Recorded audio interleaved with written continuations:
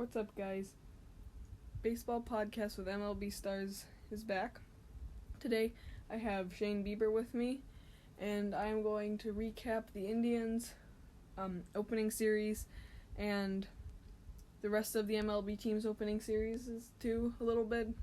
So anyway, for the entire MLB league, nobody is still undefeated, which is pretty crazy. If anyone thought that, this could maybe be the year that somehow some team gets super hot and goes undefeated, which is very unlikely to happen, but this is about the best chance any team has ever had to do that.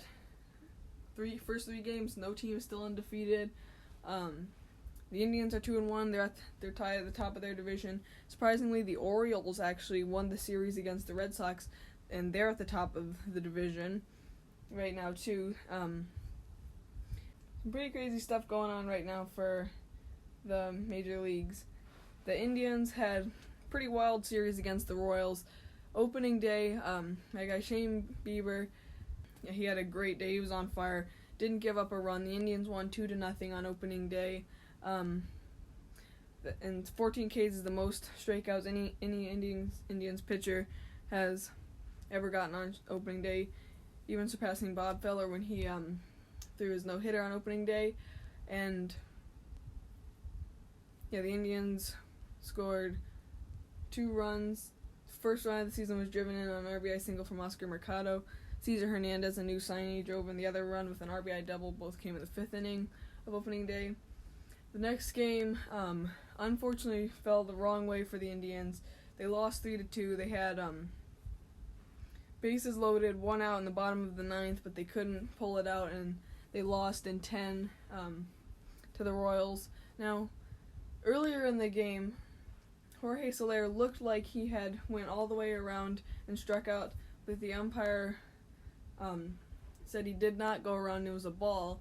And then on the very next pitch, he hit a home run, and Mike Clevenger was the pitcher that day. Should have been out of the inning, but he wasn't. And then after that, Salvador Perez hit a home run. So the whole reason the Indians went to extra innings was because of that missed call, but the butterfly effect could have happened. Maybe the Indians never scored those other 2 runs. They still go extra innings anyway. But another crazy thing, the Indians and Royals were the first team to ever use the man on second to start extra innings rule.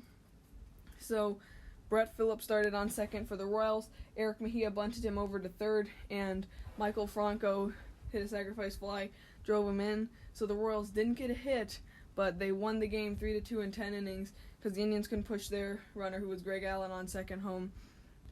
The Royals won because of that new rule. So, yes, pretty crazy. I don't know, let me know what you guys think about the new rules. The new starting on second base extra innings rule. I don't really like how James Karinchak, who was the pitcher for the Indians, he doesn't get charged with an earned run, but he does get the loss for the game, so he's 0-1 on the season, so that kind of stinks. It's tough though, it's complicated, and they want to keep games moving along, so it's very interesting though, very interesting to see the rallies that might come from starting with a man on second base in extra innings. It's a whole new fun level. But yeah, I don't know how pitchers will really like that because their stats will get hurt. But yeah, and then in Game 3, the Indians crushed the Royals 9-2. So the Indians won the series. Jose Ramirez had a wild game.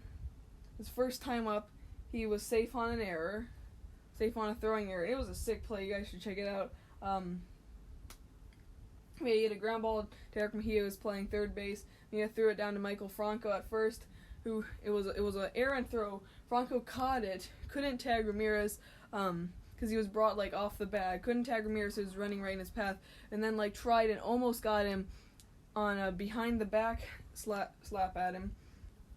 But Ramirez was able to dodge, and he touched the inside of the bag, just barely, but just enough to get him safe at first. And he would end up coming around to score that inning on an RBI single from Franmil Reyes. His next time up, he hit a single, which would then become a triple because Franchi Cordero misplayed the ball. Now, they gave him a single and two-base error, and that also drove in a run. He didn't get credit for the run, batted in, unfortunately. But yeah, so he was able to take third base, so both of the errors in the game happened with Jose Ramirez at the plate, which is pretty crazy. It was a wild game. Indians and Royals, it's always fun. Midsummer Indians and Royals matchup, and there's always going to be some wacky stuff happening. It's a fun matchup. Really like the Indians and Royals matchup. Yeah, Carlos Carrasco was dominating. He only gave up 2 runs.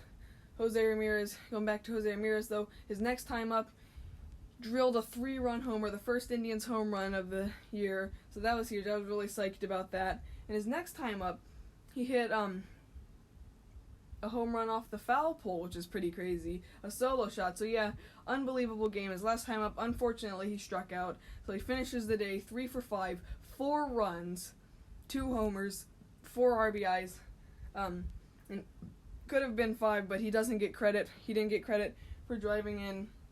The runner went on his single because it was an error that caused the run to score. But yeah, so unbelievable stuff.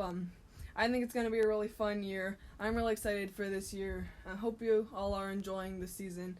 And yeah, I'll be back chatting some more with you guys soon.